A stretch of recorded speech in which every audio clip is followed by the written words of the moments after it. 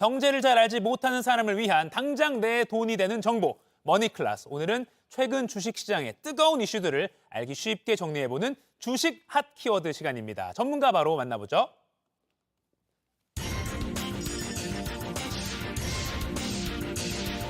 경제의 맥을 짚어주는 도사님, 정철진 경제평론가와 함께 오늘도 주식시장 맥 한번 짚어보겠습니다. 안녕하세요. 네, 안녕하십니까. 자, 오늘도 세 가지 키워드가 준비되어 있는데요. 바로 열어보겠습니다. 첫 번째 열어주세요.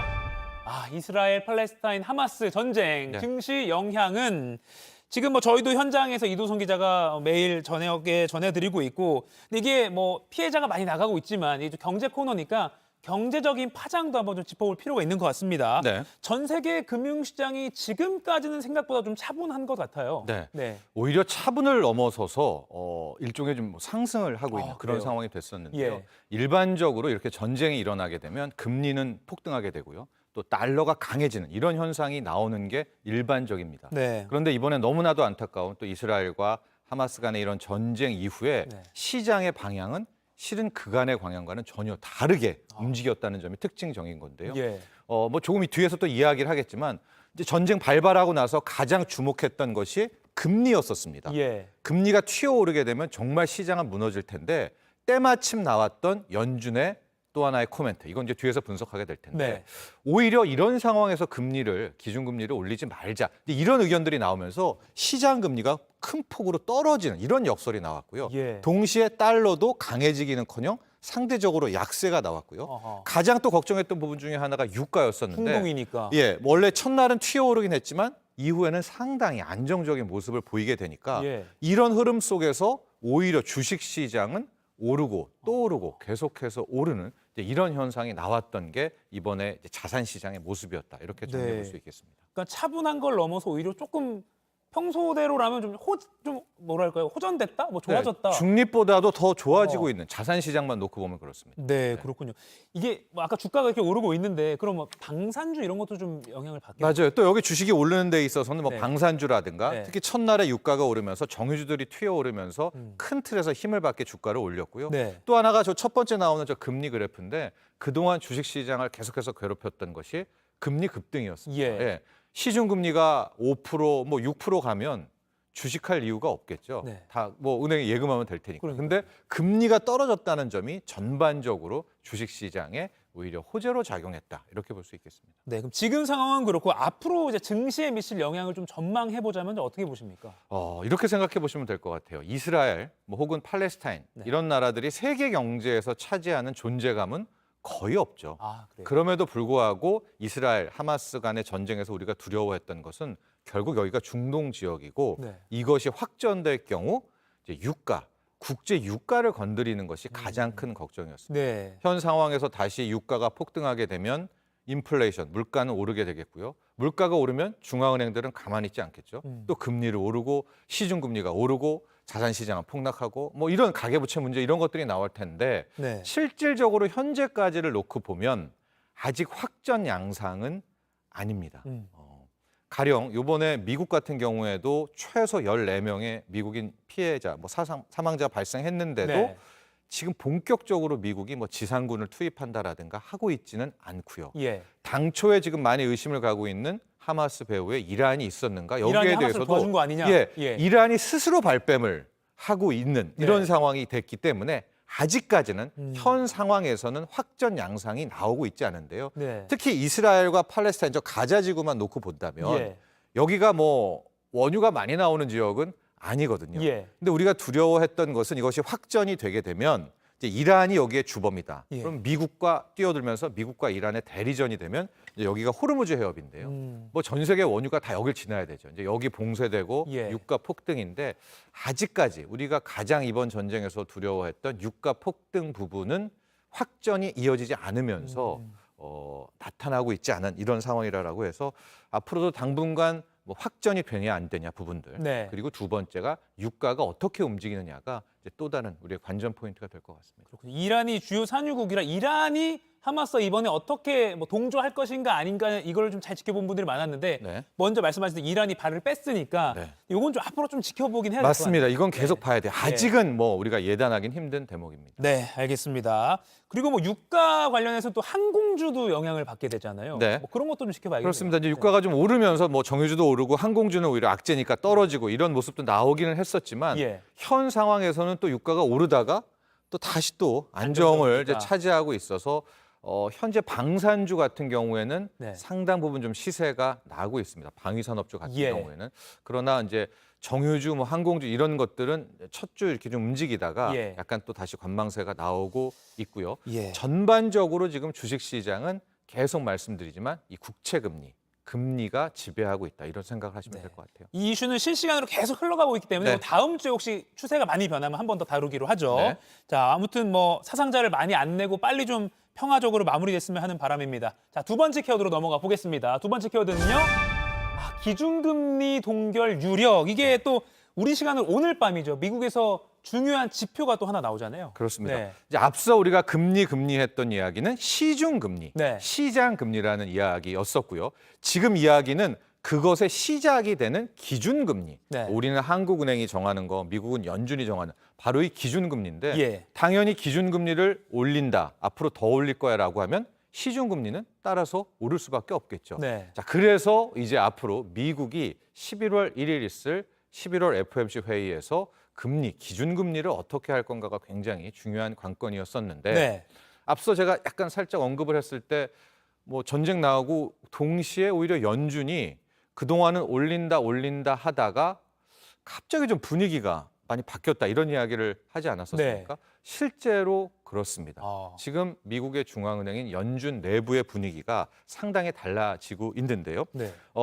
실제로 금리를 올린다, 동결한다. 핵심은 물가겠죠. 물가. 예, 물가의 지표를 보고 판단을 하게 될 텐데. CPI. 예, 예. 어젯밤에 나왔던 생산자 물가지수 PPI는 아. 조금 기대치보다는 올랐습니다. 예. 그러나 이거는 전초전이었고요. 오히려 시장은 일단 그걸 무시하고 올랐고 오늘 밤 9시 반에 이제 미국의 9월 CPI 소비자 물가 상승률이 나오게 되는데요. 네. 자, 그동안의 물가 추이 한번 볼까요?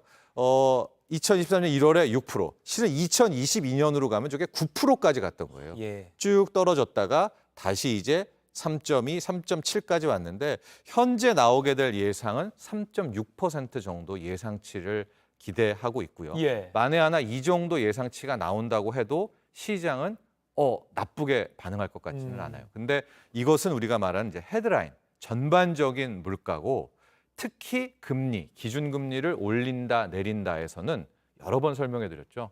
이 에너지, 예. 유가와 먹거리 부분을 뺀 뺀. 근원 물가. 아, 열심히 했습니다. 저. 근원 물가입니다. 네. 이제 근원 물가가 계속해서 4%대 위에서 움직였고요. 아. 이번에 시장의 예상도 4.1을 예상하고 있는데 네. 우리가 좀 바랄 것은 오늘 밤 9시 반에 이제 그 물가도 중요하지만 예. 이 전체 물가도 근원 물가가 4.1보다 좀 낮게 4.0이어도 좋겠고요. 아예 앞자리가 3.9 정도라고 한다면 시장은 굉장히 환호할 거고 네. 아마 11월 1일 날 있게 될 이제 미국의 11월 FOMC 회의에서 거의 금리 동결이 아하. 유력하게 될 것이고요. 네. 이런 그 다음 나올 연쇄 효과는 뭐냐?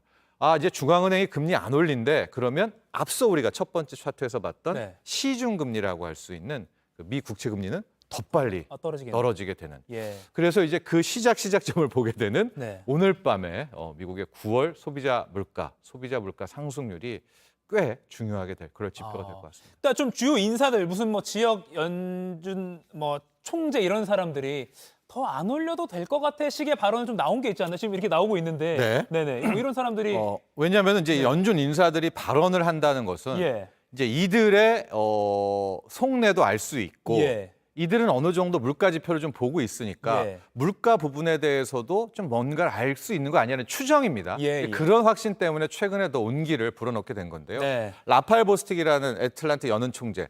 근데 실은 이분은 원래 그냥 좀 비둘기파라고 살살하자 이런 분이었기 때문에 이번에 전쟁으로 무슨 금리 인상이냐 세계 경제가 흔들리는데 이런 발언인데 네. 이분이 중요합니다. 이 로리 로건이라는 댈라스 연은 총재 같은 경우에는 그동안의 강성이에요. 올려야 돼. 아직 갈 길 멀어. 물가 잡으려면 더 해야 돼. 근데 이분은 어떤 이야기를 했냐면 최근에 전쟁 이전에 미국의 10년물 금리가 먼저 튀어 올랐거든요. 네. 그 점을 보고 아니 시장이 이렇게 올랐다면 우리가 굳이 금리 인상까지 해야 돼? 아하. 이런 발언을 하게 되니까 저런 매파도 이제 금리 인상을 주저하네. 네. 그러면서 이제 시장은 좀 안도하고 있는데요. 강경파마저도. 네, 이건 네. 코멘트입니다. 네. 코멘트고 정말 중요한 것은 우리가 실제 나오는 네. 지표겠죠. 그래서 오늘 밤 물가 지표를 꼭 확인해 보시기 바랍니다. 네, 알겠습니다. 그럼 세 번째 키워드로 넘어가 보겠습니다. 마지막 키워드 열어주세요. 걱정 덜어낸 반도체주. 이 삼성전자, SK하이닉스 이게 호재가 될 만한 이 기업들에게 호재가 될 만한 뉴스가 있었어요. 뭐 중국에서 사업이 좀 편해졌다고요. 맞습니다. 우리나라 반도체 관련 기업이 걱정하는 건 두 가지죠. 네. 첫 번째는 이제 메모리 반도체 불황이 너무나 오래 이어졌던 거. 네. 두 번째는 미중 무역 분쟁으로 미국이 중국에 대한 특히 반도체 산업에 대해서 강력 규제를 하고 있다는 말입니다. 네. 근데 우리나라 같은 경우에는 반도체 수출의 절반은 중국이고 네. 중국의 공장이 굉장히 많죠. 그러니까 미국이 중국을 때리면 이건 고스란히 우리 반도체 기업에 피해가. 피해를 오게 되는데 아하. 여기 보면 이렇게 많은 이제 기업들 하이닉스와 삼성전자의 반도체 공장들이 있는데요. 예. 최근 1년 전부터 미국이 계속 강조해 왔던 게 반도체를 만들려면 반도체 장비가 필요하잖아요. 네. 반도체 장비는 미국과 네덜란드가 꽉 잡고 있어요. 아. 이 장비를 중국이 안 줄 거야. 아. 그러면 우리나라 공장들은 장비를 업그레이드해야 더 고사양의 반도체를 만들 텐데 중국으로 미국의 반도체 장비가 들어올 수 없다면 이거 다 무용지물 되는 거죠. 최신 설비를 못 갖추니까. 오래된 공장이 되는 거죠. 예. 아하. 근데 이걸 미국이 풀어줬습니다. 아. 그리고 뭐 1년까지만 안 돼, 2년까지만 안 돼도 아니라 무기한 유예. 오. 그러니까 반대로 말하면 우리 입장에선 무기한 허용이 되겠죠. 네네. 그래서 두 가지 중에 하나였던 이 중국에 대한 저런 반도체 장비 수출 규제에 대한 네. 부분은 일단 풀렸다라는 게 한숨 돌렸다라는 이야기입니다. 아, 그렇군요. 그리고 또 어제 마침 또 이 뉴스와 함께 네. 어제 삼성전자 실적이 시장을 뛰어넘는 좋은 실적이 나왔다고요. 그렇습니다. 네. 앞서 제가 두 가지 걱정 중에 하나가 저 미중 무역 분쟁에 대한 반도체 규제, 두 번째가 이제 메모리 반도체 불황이 언제 끝나느냐라는 네. 거였는데요. 어제 때마침 이제 속보치가 나왔었는데 네. 삼성전자의 3분기 실적입니다. 2조 4천억. 근데 앞을 보시면요. 10조 대, 그러니까 석 달 동안에 10조. 예. 더 많이 벌 때는 석 달 동안에 12조. 뭐 그 이상을 벌던 삼성전자가 예. 올 1분기, 2분기에는 석 달 동안에 1조도 아, 못 벌었었죠. 벌었는데. 네. 근데 이번에 다시 이제 2조 4천억까지 끌어올렸었고 바닥을 찍고 올라갔다고 하고. 아직은 조심스럽다. 예단하 조심스럽기는 예, 예. 하지만 이런 추론은 가능할 것 같아요. 오늘은 속보치였기 때문에 네. 이 카테고리는 나오지는 않지만 아마도 메모리 반도체의 적자는 크게 줄어든 것 같다. 예. 그러면서 스마트폰이 잘 팔려서 2조 4천억이 나왔는데 네. 현재 시장은 거의 뭐 확신하고 있습니다. 가격 바닥은 나왔다. 아하. 예, 두 번의 감산을 통해서 이제 가격의 바닥은 봤는데 네. 우리가 한 달 전에도 이야기했죠. 반도체를 보려면 가격 바닥이 나오고 재고 꼭지가 나와야 돼요. 예. 예. 근데 가격 바닥은 나왔는데 이제 재고가 점점 줄어드는 것. 이 부분만 확인하면 될 것 같은데요. 네. 현재 상당수 반도체 전문가들은 이번 3분기를 끝으로 바닥과 꼭지가 다 나온 것이 아니냐라는 이제 이런 예측을 하고 있습니다. 알겠습니다. 자, 마무리하기 전에 오늘도 두 분 뽑아서 영화 관람권 2장씩 드리는 퀴즈가 준비되어 있습니다.